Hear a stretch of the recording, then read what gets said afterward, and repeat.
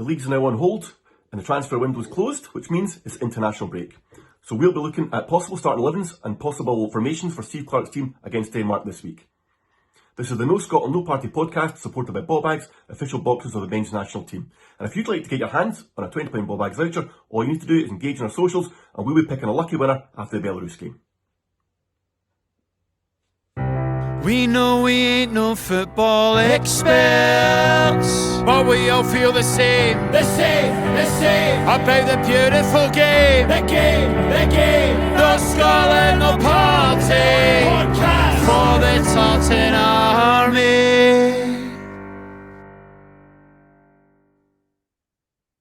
Okay, we're back and we've got a full house with us tonight. We've got Craig Ferguson back with us. Craig, of course, was a nominee for the FIFA Fan Award in 2024. I don't know how you didn't win that, Craig. Who won it? Can you remember who won it? Oh God, no. Well, I do know how I didn't win it. To be fair, I felt like an absolute imposter up against the other two fans. I'm not. I think it was a young Brazilian fan named Guy of some sort, but he put me to it, mate. But he definitely deserved it over myself. Oh, geez, right. We're also joined by Dave Watson, whose first Scotland game was in 1970, and he's still not got over a dodgy penalty decision. Absolutely, Craig. And Hazel, you'll hopefully recognise from last week if you listen to the show. Hazel is a writer for the Tartan Army magazine, the famous Tartan Army magazine, and you've probably seen her on or heard her on the BBC radio as well. And as I was saying to her off air, I cannot believe she's come back after witnessing the professionalism of this podcast last week. So thanks for joining us again, Hazel. It really is top tier. Thank you very much. No, it's. Do you know what it was? I thought last week after bank holiday.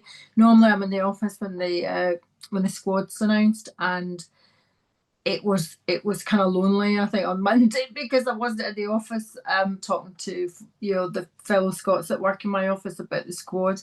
So it was actually quite cathartic to chat on the podcast last week.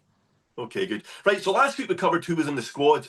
We didn't look at formations or who we thought would get in the team because we thought it's early on in the season. We had another round of matches. Of course, we're at the end of the transfer window as well. Just quickly, end of transfer window, we've got Max Johnson going from Sturm Graz to Derby, $3.5 million. Decent price for that. And a bit of a shocker, actually, Don Hyam going to Wrexham from Blackburn Rovers for 2.7. I know that the Blackburn Rovers fans were up in arms about that. They weren't too happy about that at all, and a 2-year deal for Dom there. Anyway, I don't know how that changes our outlook of how the squad's going to be. Anyway, what we're going to do first of all is Hazel's had a look at the Danes for us. So I thought we might just have a start with that. And what can you tell us about them, Hazel? So jumping into the Danish longboat or the Viking longboat.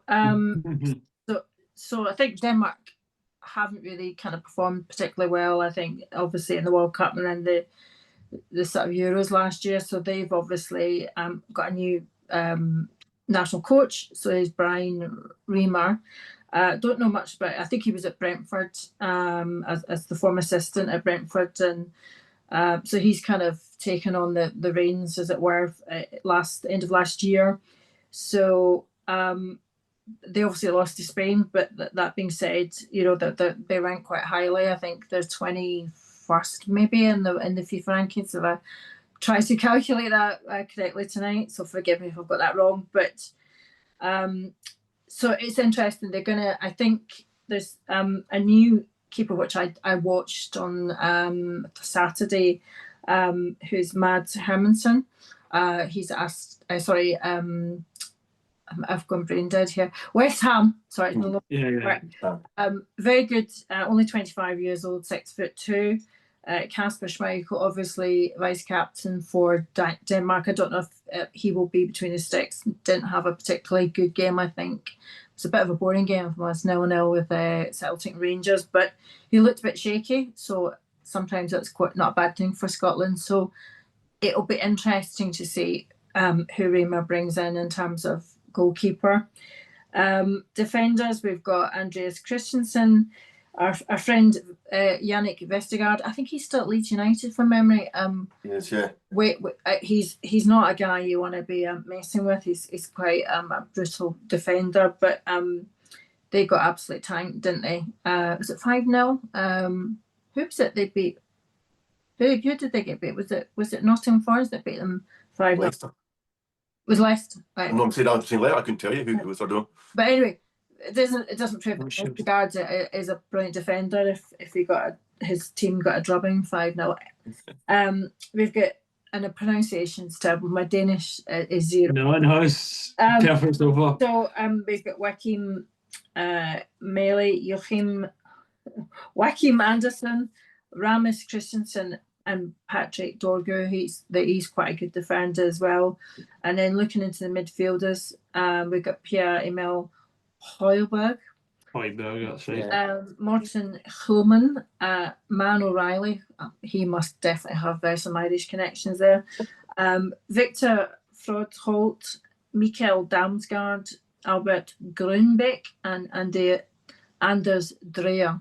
So that's the midfielders. The guy I think that we're all going to sort of probably focus on maybe potentially is Rasmus Højlund, who's at Man United. I think he's at Man United, isn't he? He just last Napoli. minute moved to Napoli, so Oh, he did. it was for Højlund.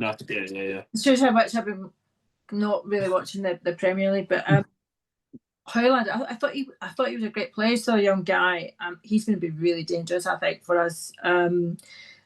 Skov Olsen, Andreas Skov Olsen did play against us in November 2021, but I don't think he presented much of a threat to us, to be honest. Victor Jensen was actually called up as part of these World Cup qualifiers, but he's withdrawn through injury. And we've got Kasper Dolberg as well. Interestingly, Andreas Christensen returns to the squad for the first time. He had a leg injury, a bit like Aaron Hickey. So that, I think, is going to be a huge boost for their back line in terms of defence. So it's always interesting to see players coming back. So maybe it's like for like, right? Hickey versus Christensen. And we've obviously touched on Mads Hermansen. It's a wild card, right? You do your kind of reviewing of players potentially during the weekend, before Scotland game, and I've just got a feeling that Hermansen of West Ham I think he's going to be between the sticks, because naturally, they're going to start building on younger sort of players, aren't they? And I think he potentially might have his first actual call up in terms of actually being on the between the sticks. And notably absent from the squad, Christian Eriksen. So he's, believe it or not, excluded from the squads because Eriksen's without a club at the moment. And I touched on Jensen. So yeah, as I said, Rasmus Højlund. I can't pronounce that properly. Højlund, get it right, Hazel. 26 caps for Denmark, 8 goals as of last year, so dangerous. He was quite a prolific sort of Denmark's top scorer in the Euro 2024 in the qualifiers. So Gustav Ikesen, did I say that right? Ikesen? Yep. So he's the forward winger. Again, 9 caps for Denmark, 3 goals. I think he's at Lazio. Potentially, I might be wrong. The transfer window, was yesterday or today? Yesterday, so people are moving around. Interestingly, he's kind of a rising attacker, and he's contributed quite significantly since March last year. So we've never kind of really, I've never really seen him. So again, but of course, Lazio, we've got our Serie A midfield, so we've got inside knowledge on that one. And Rasmus Christensen, again, the defender, 28 caps, 2 goals. Apparently, he's very good in defence, but can also chip in goals for his country as well. I think it's really interesting what you said there, Hazel, about they might be looking at the younger guys, because if you look at the team, the balance of the team's unbelievable. There's so much experience in there. You got so many caps, guys on 39, 40, 80, 74 caps, but yet they've got so many kids in there with under 10 caps. A lot of young guys. But and you might be thinking, oh yeah, that's great, a lot of young guys. but they're playing at Man United, they're playing at Ajax, they're playing at Wolfsburg, they're playing at Porto. You're thinking, geez, these guys are no fools. So I think no matter who they put out, we could struggle.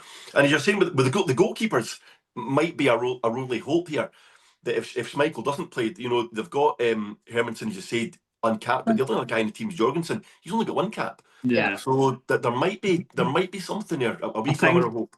I think with that though, that's going off the optimistic assumption that we're actually going to hit shots, Craig. So I do like your thinking though, but no, without a doubt, I mean, it goes without saying that the Danish squad has a lot of experience in it, a lot of names that anyone that's familiar with football, watches Premier League football and other leagues as well, will be familiar with. I think the thing that's interesting, you touch on Højlund as well there, Hazel, obviously a name that probably most football watchers will be familiar with.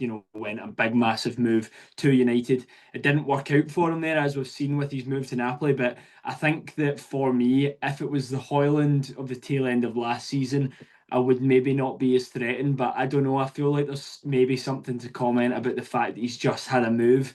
I think that sometimes when a player, especially we've seen in the past, with our very own Scott McTominay, players leaving Man U and going elsewhere, sometimes it can sort of, burst a new lease of life into them. So I have a little bit of the fear on that sense. But again, hopefully for our sake, he continues his form that was at the tail end of last season and that being not so good.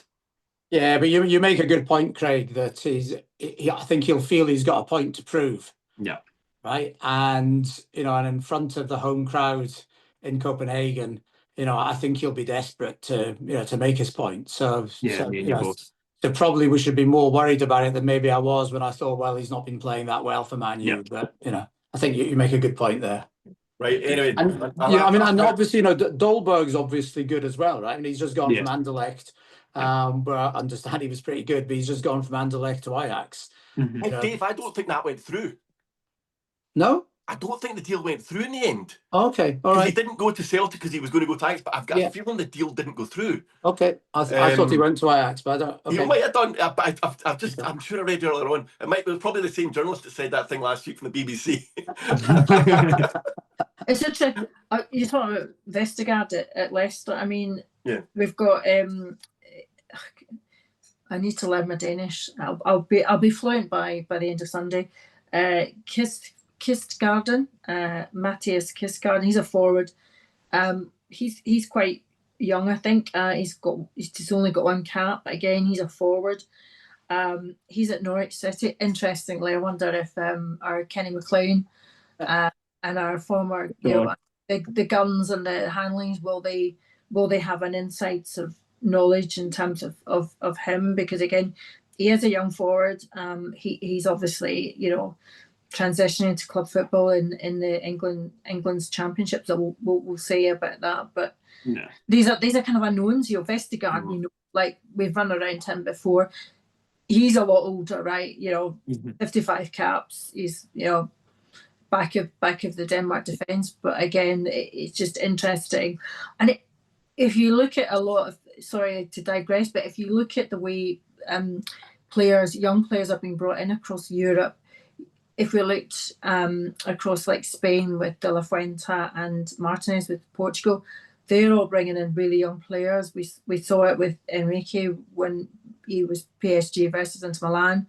You had your forward like your Hakimi and people like that, but he was also bringing in young players at age 19, and I think that's what we're seeing across Europe. I mean, I might be wrong, but there's this kind of focus for young players to come in really young and test them out in big matches. So this could be what we're looking at within Denmark. Obviously, they haven't done so well in the last few years, and they've got a point to prove, I think. Yeah, I think that's a really good point when you're talking about the youngsters, and I do feel like, especially when we're talking sort of football generations wise, you're definitely seeing a huge shift now as you see some of the sort of experienced players that everyone knows sort of making their way out as they're getting older. There has been a massive surge in these young players, and especially, like you say, Hazel, when you're talking about the national teams. I mean, Spain's success over the past few years has been built on a core of these really, really young players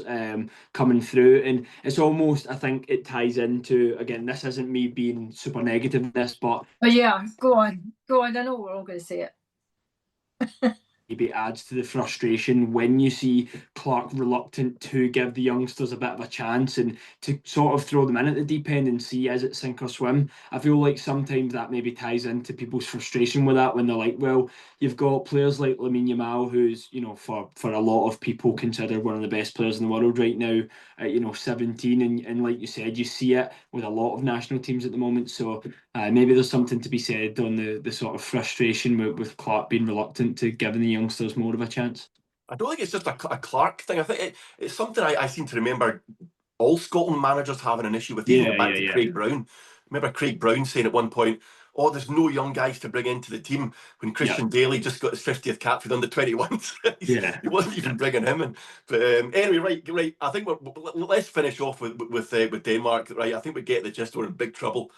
Let's have a look at what we can offer up. Let's do it. Certainly give them a challenge.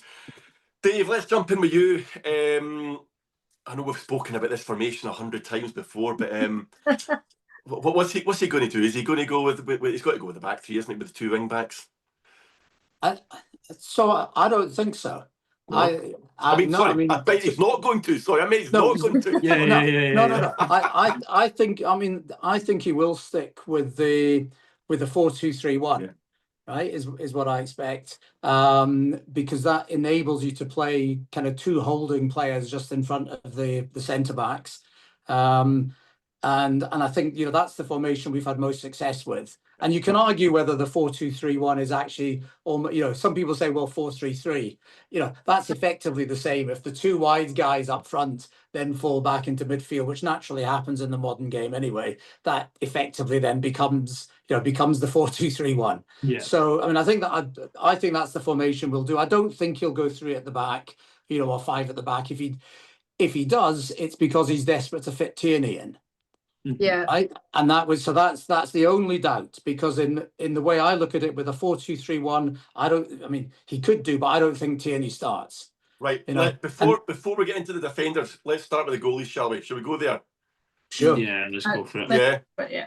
Okay. Now, no, do you know, it's really interesting that the very, very, very first podcast we had, we all agreed on the team, and it was the one that Clarke picked. I don't think there's any chance of that happening. I don't think there's any chance of us agreeing. I don't think there's any chance of us agreeing with Clarke and getting it right, because there's just seems to be so much competition for places at the moment. Not really, if I'm honest, that everyone's doing really well. I don't know. A lot of caveat that there, a disclaimer at the bottom there. Yeah, a lot of guys underperforming. So who is saying in next? Let's go. Craig, who are you thinking? I think it'll be Angus Gunn, to be honest with you. I do think so. We've spoke about it a million times over, and again, apologies, there will be some crossover when we're speaking on stuff like this. It's just the natural way that the conversation goes. But I think Clarke has shown his loyalty to certain players in the past. And I think with Gunn as well, I said in the last podcast, I personally not his biggest fan. I think he's definitely needs to up his performances for Scotland. I do think that it'll be Gunn that he goes for.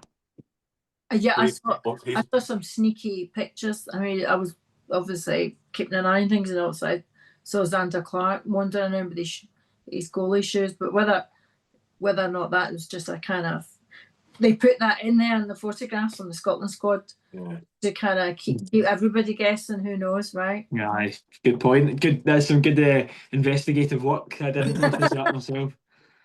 Who do you think, Dave? I don't know. I mean, look, I suppose I've got no reason really to change what I said last week, that I feel it'll be Zander Clarke, but I don't really know. I think it's going to be Clarke or Gunn, and I suspect it'll be whoever Stevie Clarke feels most comfortable with and feels is performing best in training in the today, tomorrow. I suppose. I think you're right.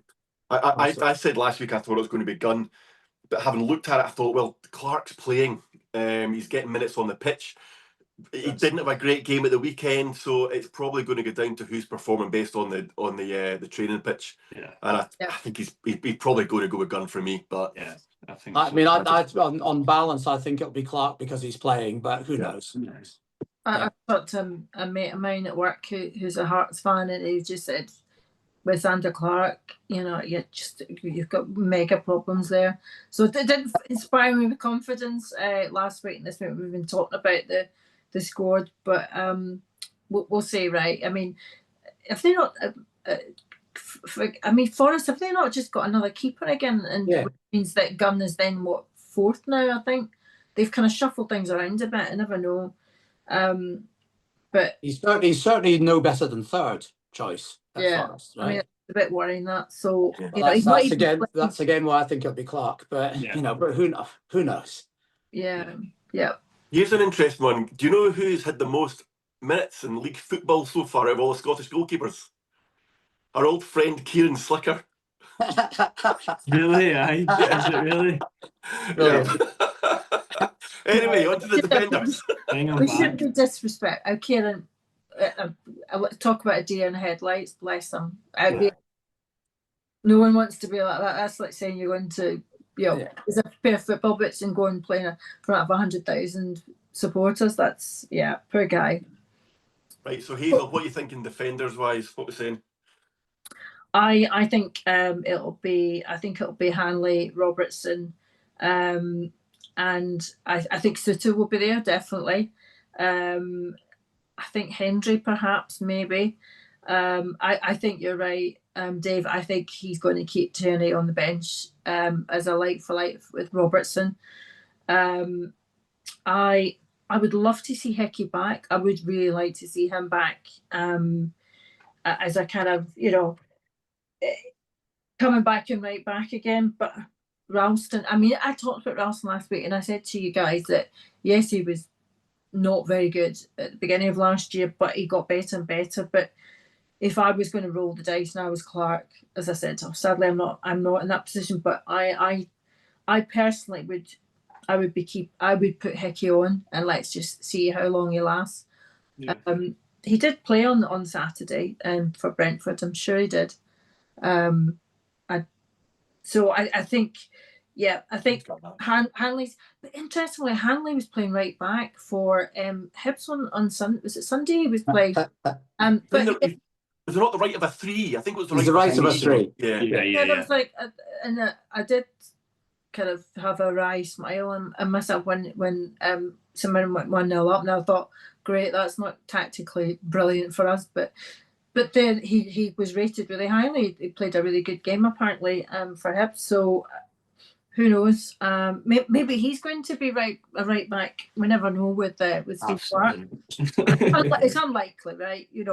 Absolutely not. If we're going to play, roulette on this one, Hanley's going to be centre back. I definitely think it will be Suter and potentially Aaron Hickey. Scott McKenna, I'd love to see Scott getting centre back. I really would. I just feel more comfortable when he's at centre back, and I said that last week. But Rob was definitely going to be there, even though he didn't play at all at the weekend, which I thought was disappointing. But I think that's just the way it's going to be now. But I think in Suter, I think Suter will be out there as well, and I like Suter. I think he's good. I think he's solid, and he clears balls calmly, which is what we need. We don't want the oil tanker number 5 to be trying to get back for balls. I mean, I think we'll all agree that we expect and we would choose ourselves to have Suter and Robertson. So probably the discussions. I mean, obviously tell me if I'm wrong, the other Craigs, but otherwise I think it's those two, and then the debate is who partners Suter in the central defence. Yeah, definitely. And probably I think it comes down to Hanley or McKenna. So like Hazel, I'd go with McKenna. I'd much prefer McKenna and Suter, and I think that's a partnership that might have some legs for the future, as they say. So I'd go with that. But we know that Clarke tends to be loyal, so maybe he's going to go with Hanley. And then the right back question, I think we'd all love to see Hickey. I don't know how we can judge, because it just depends how fit Hickey really is. And whether he's whether Clarke and Hickey are really confident about him starting. Personally, I'd do exactly what Hazel said. I'd start Hickey and then replace him probably with Johnston. If you think about it, if you've got Tierney on the bench, he can actually come on as a sub almost anywhere in the back four if he has to. I'm not saying he's ideal as a centre back, but he can come into any of those positions. He can play right back as well if need be. So, so I would do the Hickey, McKenna, Suter, Robertson with, bringing on somebody to replace Hickey, probably Johnson, but, and Tierney may come on, replacing somebody in the back four, or even replacing the left wing side further forward if you need, if you need that.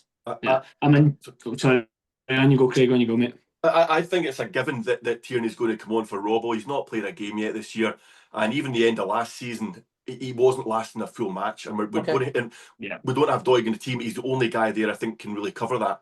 So I think we'll start with Tierney on the bench. Robbo will play, and around 60, 70, I think we'll see Tierney come on. It's a shame neither of them seem to be able to complete a match at the moment. But also on the right hand side, I've just got a sneaking suspicion he's going to go with Ralston. He likes Ralston in that four. Johnson he prefers in the five. He's even played Johnson up in midfield, on the right hand side of midfield. But Hickey, I just don't think he's ready yet, and I think he'll just. I don't think want to risk putting him in. Denmark. We talked about this last week, and I said to you, they are a really physical side, and these guys will be up for it. The big guys are all, the Vikings, aren't they? Right, they're all really, really tall guys, and they're physically well built. So what you don't want to do is put Hickey in there, and potentially he gets injured again and he's out. So I think he has to be quite careful about how he manages the likes of Tierney's and the Hickeys to make sure that these guys are not going to be injured in any way, because it will. I'm no question in my mind this, but I think they're up for it. Denmark, they know they need to, it's a home game. It's a home advantage, right? It's a full house, and they'll want to prove that they, under this, Rema, that this is going to be their year for the World Cup, or next year rather. Sorry. Yeah. So just quickly, finally, on the defenders there, I agree with everything that you said as well, Dave.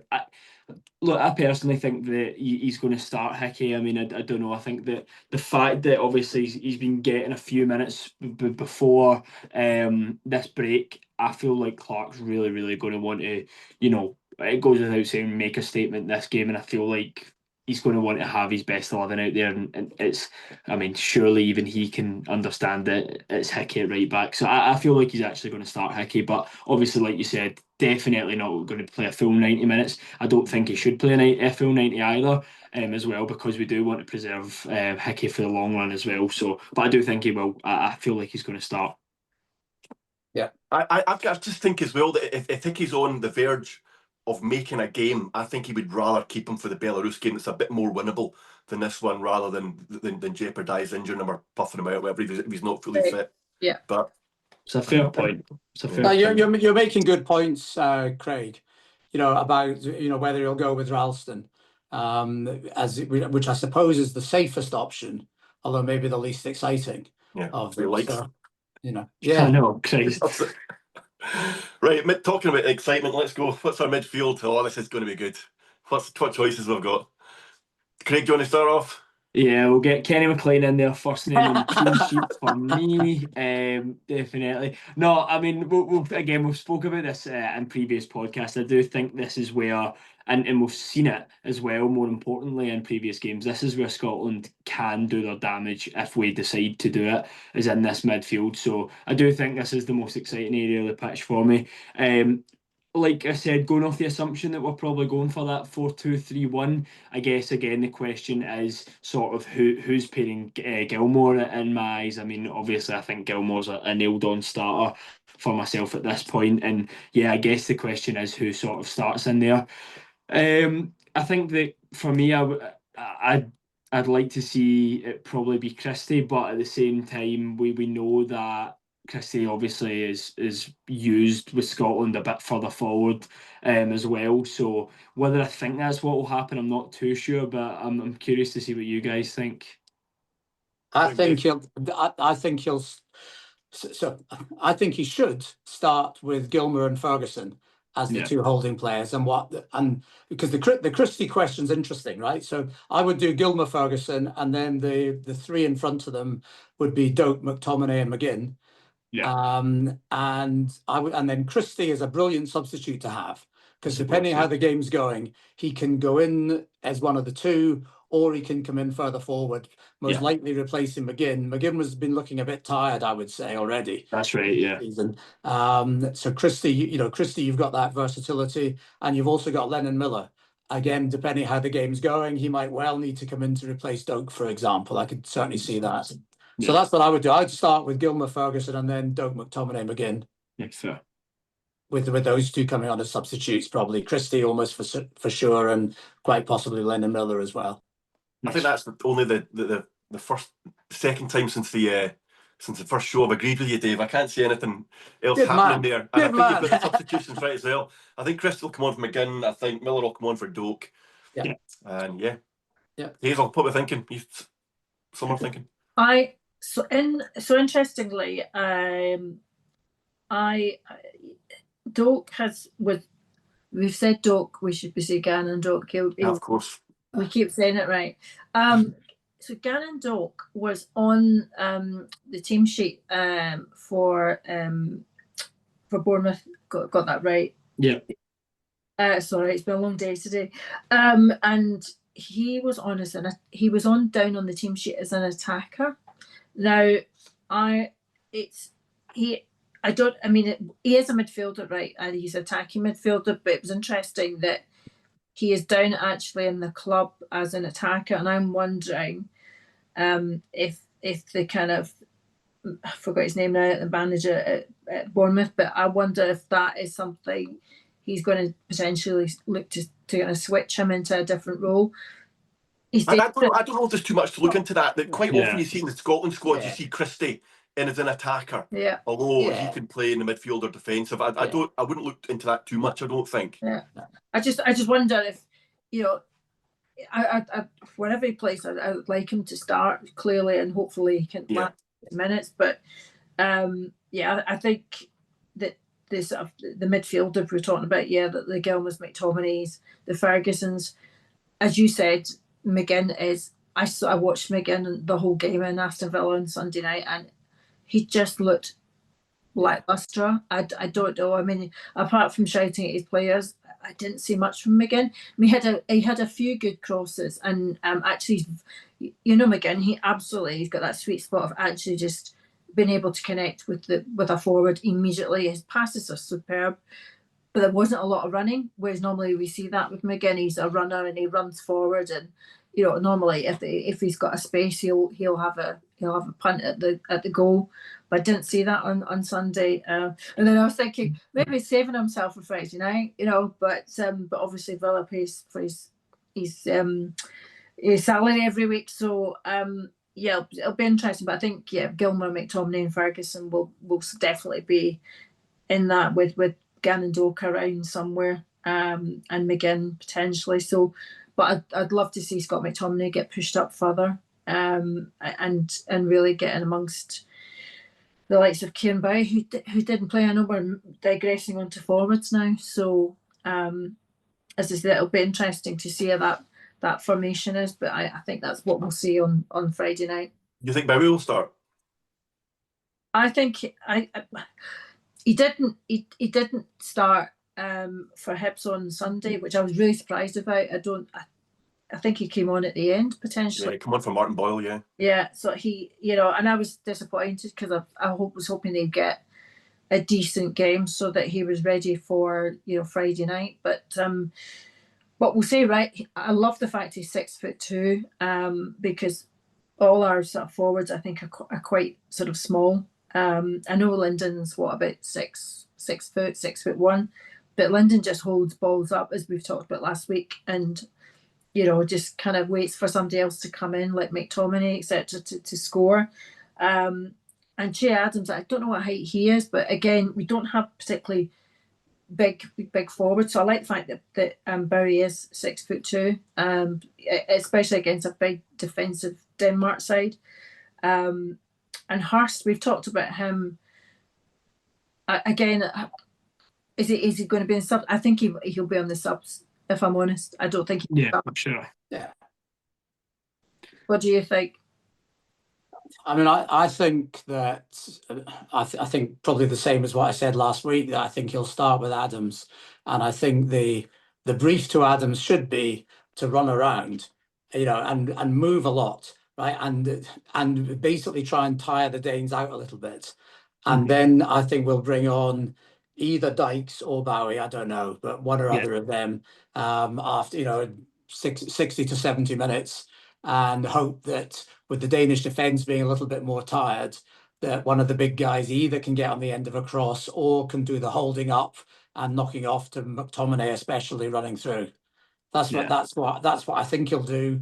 It's probably from what I know, and obviously we don't know everything that Clarke's seeing and so on, but from what I know, I think I'd probably do that as well. I don't, I think that that's the right combination. I think Bowie looks really exciting, but I'm not sure he's done enough yet for us to say we're going to start him in a game of this importance, to be honest. Yeah, I think that's a good point, mate. And also, you touched on it earlier, speaking about looking forward to the Belarus game, and I feel like with Bowie, that's maybe something that we can expect. I think that I don't think that Clarke has shown I don't think that he's shown that this is something that he would do, is roll the dice on starting Bowie in a game of this magnitude. I think that it's definitely a game, and like you said, do you know, it's a hard one because I do almost understand it this time round. Whether we've spoke about Dykes and Adams before and what we think about them, but at the same time, I do maybe think that that's the right decision, and then look to give Bowie more of a chance, or at least a substantial chance, against Belarus in that next game. Yeah.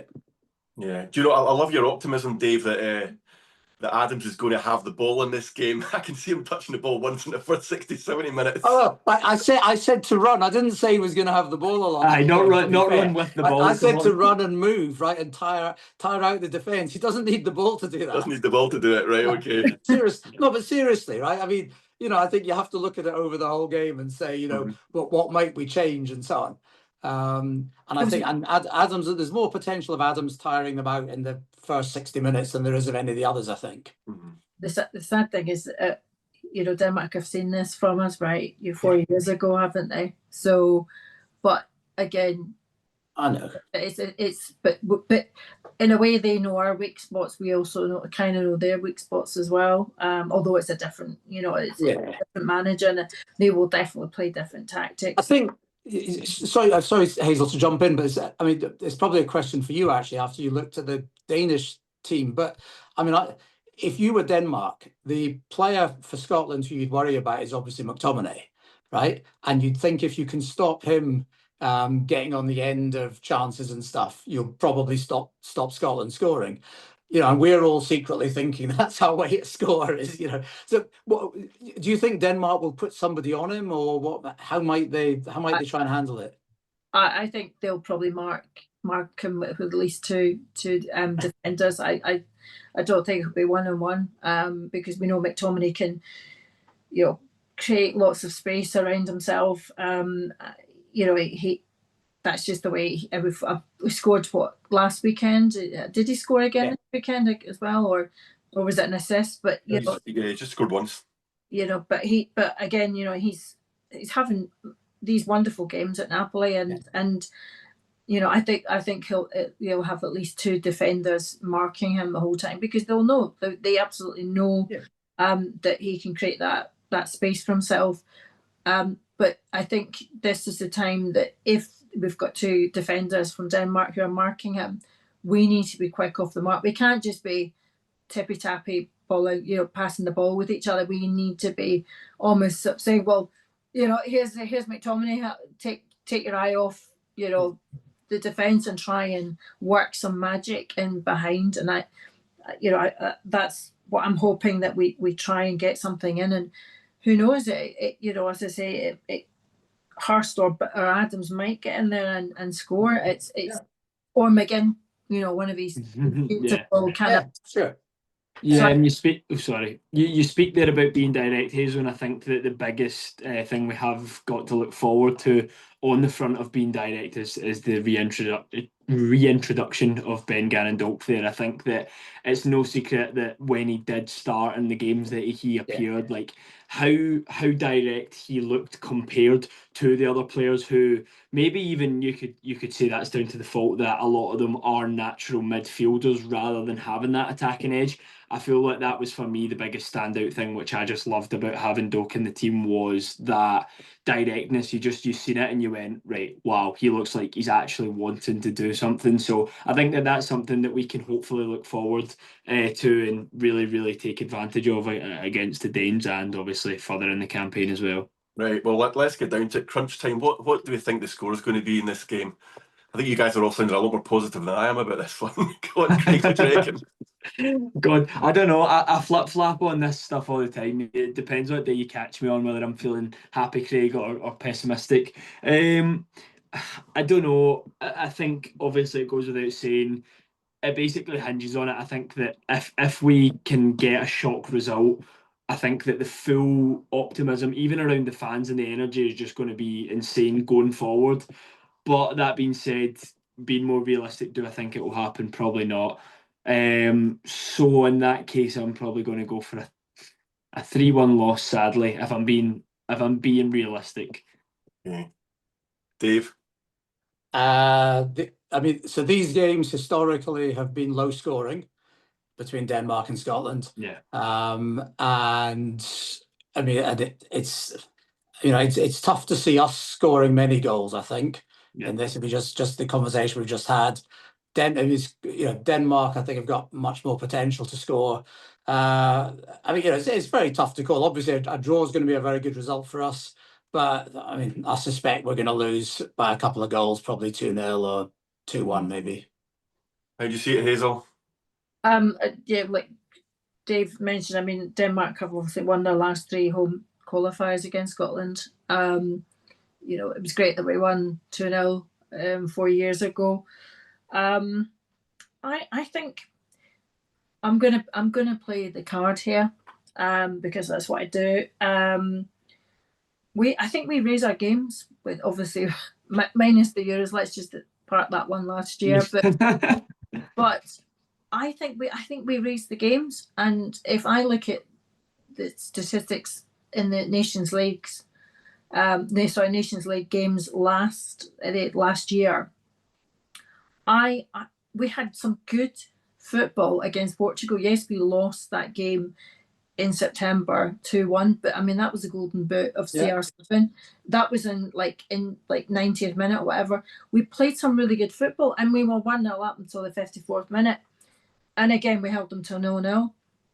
I think if we stay compact, we absorb that initial pressure. I think that Denmark are going to come out, because we know that's going to happen, and settle. And Scotland always take 5 to 10 minutes to settle. We always do. That's the way we play.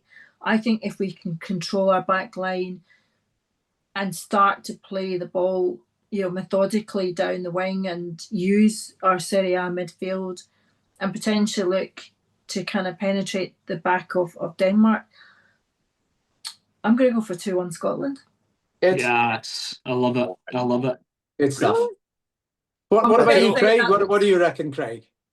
I'm just looking at the Iceland and the Greek results, and come back to the Euros and Finland and Gibraltar. See, I should be looking at the good results in between those, but I just can't help but look at the negative ones. And honestly, about 10 years ago, I'd be coming into this thing, yeah, I think we can get this, but I've just got no faith in these Clarke teams whatsoever. I really don't.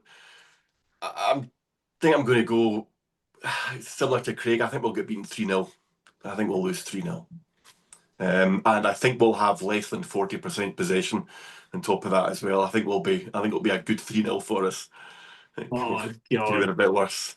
God, you made me want to change back to optimistic, Craig, here. But hey ho, well, it's one of those things. I think that we're probably being realistic with a lot of these predictions. We'll take a draw. I would. Take a draw. I would love it. I'm really being optimistic. I'm wondering, will we do it? Will we just sneak that like we did against Poland, Croatia? I think we've got I mean, I've been up and down like a roller coaster, as you do as a Scotland fan. You know, I've been following them for too long, I think now, and they make your heart flutter all the time. Not in a way, but apart from our goalkeeping issues and some of our defence, I actually don't think it's a bad squad. I really think it's the best that we've kind of had for 18 months, if not 2 years. Yeah, but that's also the point, isn't it, Hazel? I mean, you're right, of course, but the point is we're just very unpredictable. We're very inconsistent. So any of us can argue it either way, right? Exactly. Because I mean, if we want to be positive, we'll say basically exactly what Hazel's just said. Look at the good results. So away to Greece, away to Poland, home to Croatia, the good performances away to both Portugal and Spain, even though we ultimately lost, but we might have won in both cases. Certainly got a draw in both cases. So we can be really positive about that. And then we have to look at it and say, after winning away in Greece, where we're all on a complete high, we then have an awful performance and result at home to Greece, right? Yeah. And then and then we've got the home game against Iceland, which was awful as well. And I won't then depress us by talking about the other bad results previously, but you can argue either way. We're just very unpredictable. It's very hard to call. But you're obviously right, Hazel, that on average, right, because we've got weaknesses like in goalkeeping, but on average, the squad is good now. The squad's the best we've had for a while, boosted enormously by the midfield. Yeah, and that's that's the way I'm looking at it. And I think if we're going with that mindset on Friday night, if we keep calm and because that is the issue with us, we kind of lose the head, especially if we go 1-0 down. You see the heads going down, but we've come back. We've come back from stuff in the past, and I can see them obviously working on stuff, and they've got younger players. I would have obviously liked to have seen Conway and Doig potentially coming in, but that's Clarke, etc. So, and I think if obviously we get a draw, that's fantastic. If we get beat, then we have to lift our heads as we did after the Germany game and go into that Switzerland game like we did, and go to Belarus and make sure that's not a banana skin, as John likes to quote.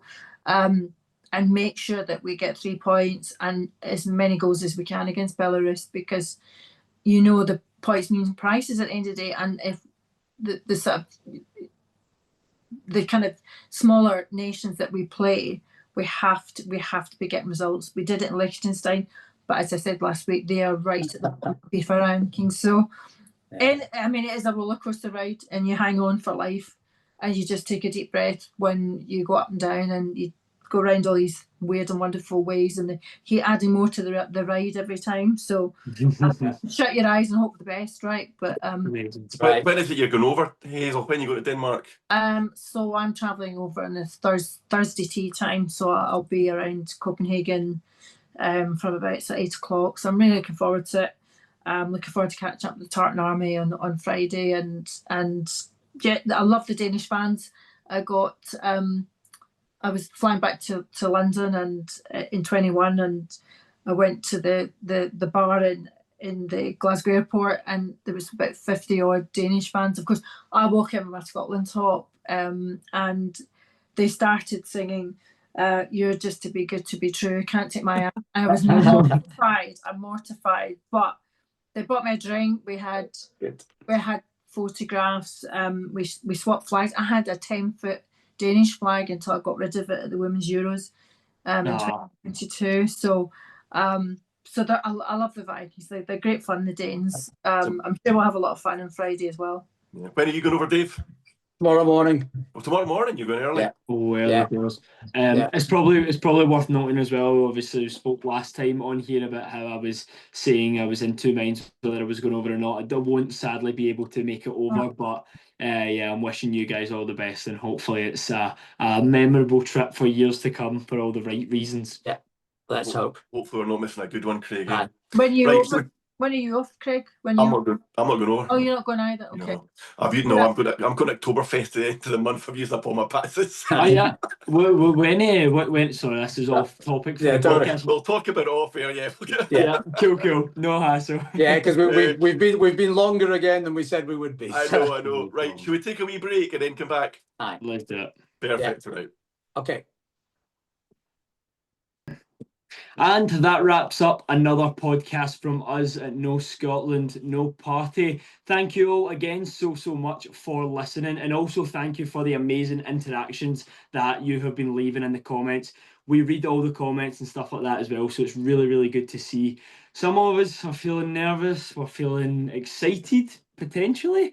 However we want to describe it, but as we know, we'll probably be sat here feeling worse for wear after the Denmark game. But hey ho, let's see what happens. Some of us are flying out. Best of luck to you guys who are going to be out there in Denmark. And again, thank you all for watching. We'll see you after the game for a wee breakdown. Thank you. See you. Bye. Bye. We know we ain't no football experts, but we all feel the same about the beautiful game. The game, no Scotland, no party.